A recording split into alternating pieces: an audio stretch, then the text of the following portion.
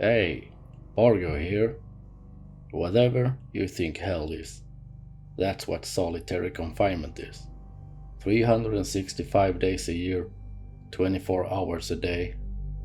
It's a system that seems designed to break a man's will to live.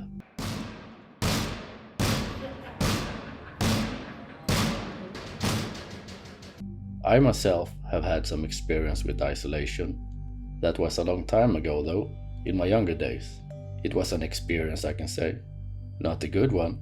So I thought I'd shed some light on that topic in today's video, since it's a real problem in this day and age. It is modern torture, and yes, you might think criminals deserve it, but that is a very ignorant way of thinking. We as a society is supposed to rehabilitate them, not make their mental health worse, and then to release them out in society again. One of them might even be your new next door neighbor one day. And don't think for 1 second that isolation means a calm and a quiet environment, where you can lay down and read books all day.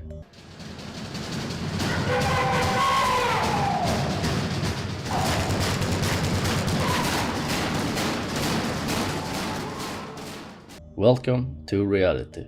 Let's get into more details. Solitary confinement is a common practice in prisons and jails across the United States and in some other countries worldwide.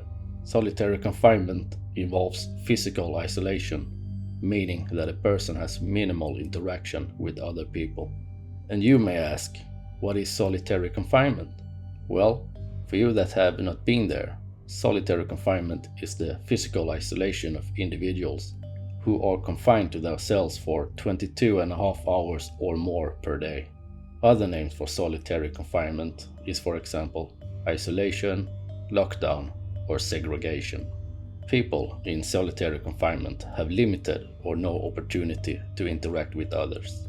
They eat, sleep, and use the toilet in the same area and have limited access to stimuli, such as educational materials. Solitary confinement cells do not always have windows. The length of time that a person spends in solitary varies greatly. Some people can spend hours or days in confinement, while others can spend weeks, months, or even years. In extreme cases, people can spend decades in solitary. In 2016, Albert Woodfox re-entered society after spending more than 40 years in isolation at the Angola prison in Louisiana.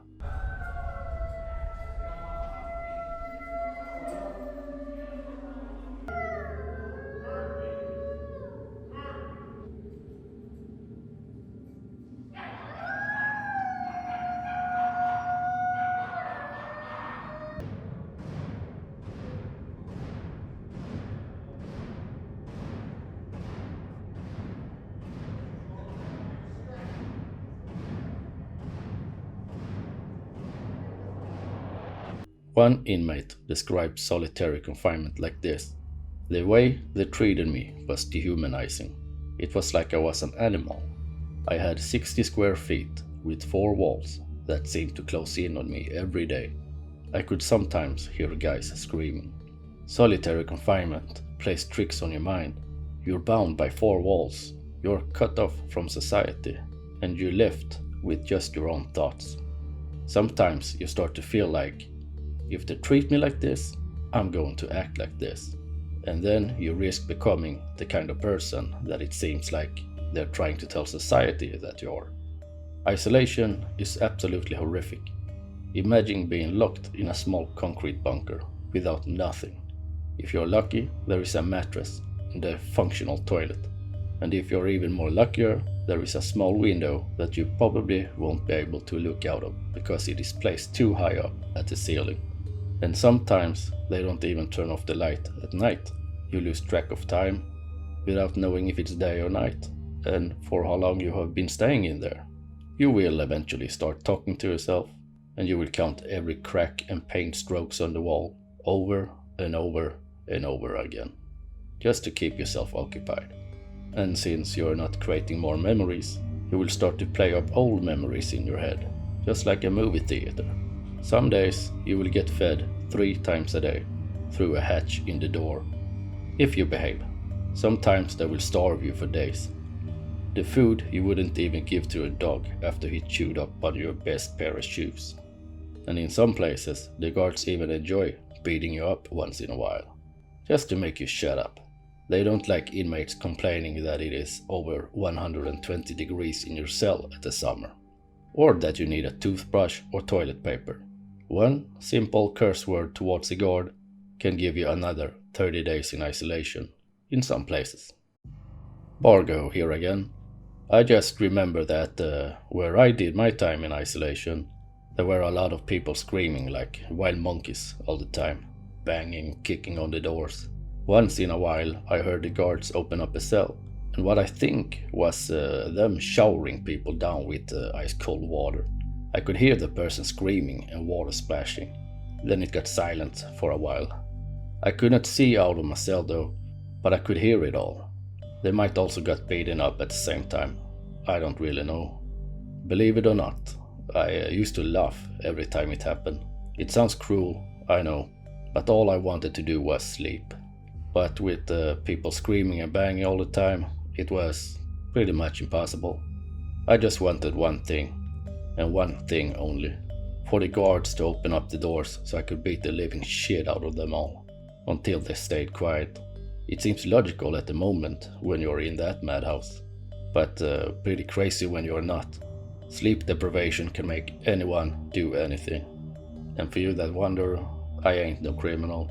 I just got unlucky a few times in my younger days. But let's continue.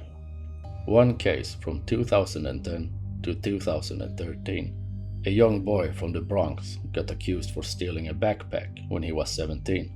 He was innocent and refused to plead guilty. They sent him to one of the worst, corrupt and dangerous prisons in the US, Rikers Island. He ended up for over 14 months straight and total of 17 months in solitary confinement during his 3 years there.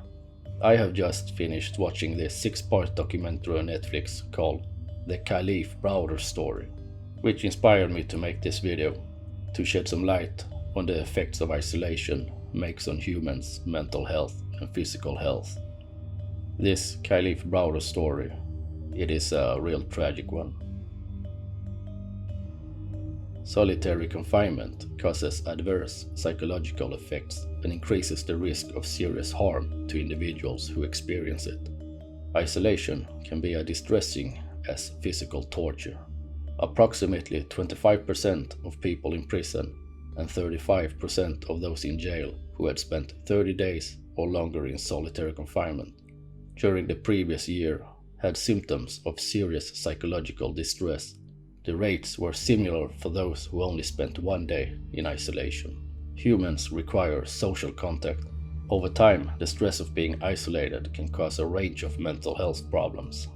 These problems may include anxiety and stress, depression and hopelessness, anger, irritability and hostility, panic attacks, worsened pre-existing mental health issues, hypersensitivity to sounds and smells, problem with attention, concentration and memory, hallucinations that affect all of the senses, paranoia, poor impulse control, social withdrawal, outburst of violence, psychosis, fear of death, self-harm or suicide, living alone and feelings of loneliness are strongly associated with suicide attempts and suicidal ideation.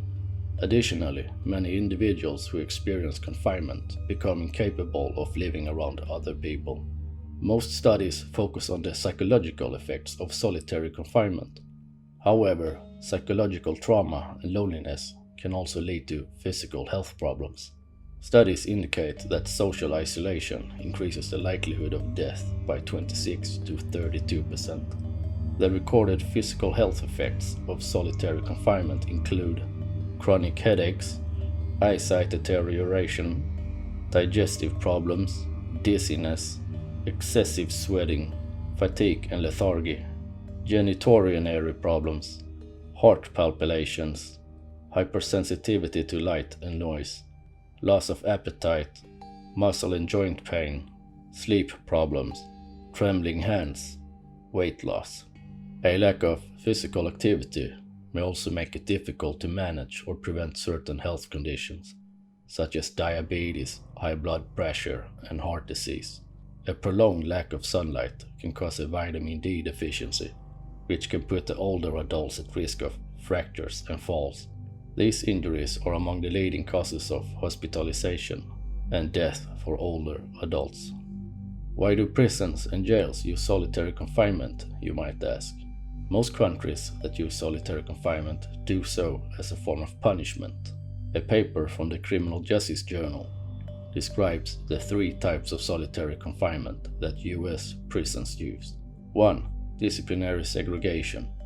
The use of solitary confinement to punish a person for breaking the prison rules. 2. Temporary segregation. The immediate isolation of a person from general prison population due to a crisis, such as physical altercation. 3. Administrative segregation. The isolation of a person who presents a continuous threat to the safety and security of other incarcerated people, staff, or visitors. Sometimes prison and jails also use solitary confinement to house people in protective custody who are not safe in other areas of the institution. So, if you thought being on lockdown during the pandemic in your own house was rough, think again. You probably wouldn't last 24 hours in real solitary confinement. There are numerous inmates cutting themselves, banging heads, self-amputations of fingers and testicles, jumping off their beds head first into the floor, or even biting through their veins in their wrists, just to be able to leave their cell for one day, going to the hospital or seeing a psychiatrist and get some human interaction. The system is broken.